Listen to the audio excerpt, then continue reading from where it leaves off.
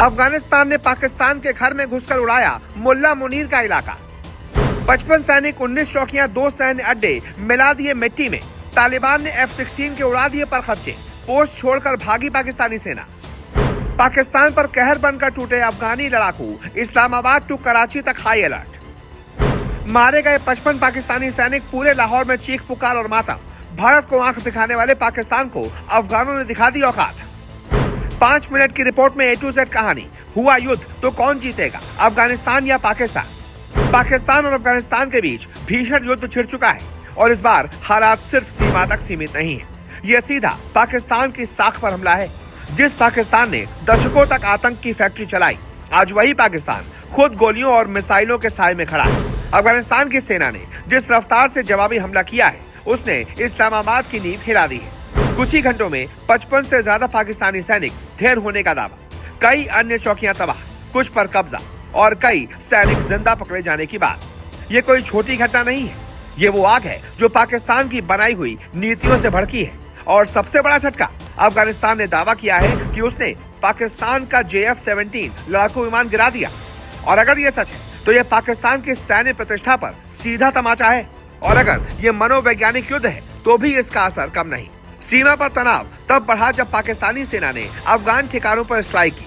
पाकिस्तान का तर्क था कि सीमा पार से आतंकवादी गतिविधियां बढ़ रही हैं, लेकिन इस बार जवाब पहले से कहीं ज्यादा तेज और संगठित आया।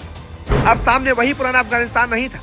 अब वहां सत्ता में तालिबान है जो अंतर्राष्ट्रीय दबाव के बावजूद अपनी सैन्य छवि मजबूत दिखाना चाहता है। तालिबान ने ताबड़तोड़ जवाब दिया, लेजर गाइडेड मिसाइलों का वीडियो शेयर किया। खुली चेतावनी, दुश्मन को जहन्नुम में भेज देंगे। यह सिर्फ सैन्य कार्रवाई नहीं, यह संदेश था। संदेश पाकिस्तान के लिए, संदेश अपने समर्थकों के लिए और संदेश दुनिया के लिए कि अफगानिस्तान अब दबने वाला नहीं। पाकिस्तानी सेना के अंदर भगदड़ और असमंजस की खबरें सामने आ रही हैं। रक्षा मंत्री ख्वाजा आसिफ ने युद्ध का ऐलान कर दिया है, लेकिन सवाल यही है कि क्या पाकिस्तान सच में इस लंबी लड़ाई के लिए तैयार है?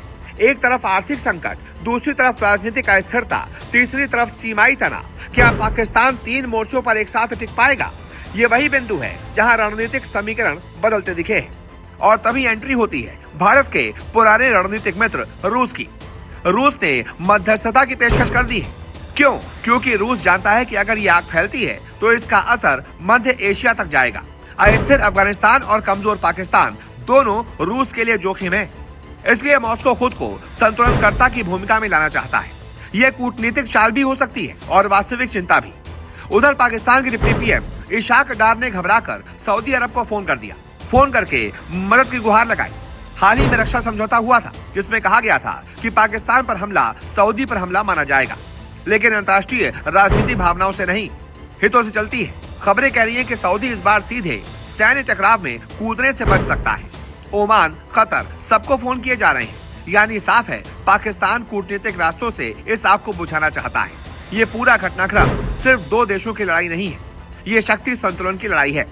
पाकिस्तान लंबे समय तक रणनीतिक गहराई की नीति पर चलता रहा, लेकिन अब वही नीति उसके लिए चुनौती बनती दिख रही है। अगर सीमा स्थिर रहती है तो आंतरिक हालात और बिगड़ सकते हैं। दूसरी तरफ तालिबान भी पूरी तरह से खुला युद्ध नहीं चाहेगा, क्योंकि उसे अंतर्राष्ट्रीय मान्यता और आर्थिक स्थिरता की जरूरत है। इसलिए संभावना यही है कि यह संघर्ष सीमित लेकिन तीखा बना रहेगा। दोस्तों, इतिहास गवाह है कि जो देश दूसरों की राजनीति में आग लगाते हैं, एक दिन उसी आग की तपिश खुद भी महसूस करते हैं। ये वही पाकिस्तान है जिसने भारत में दशकों तक अस्थिरता फैलाने की कोशिश की।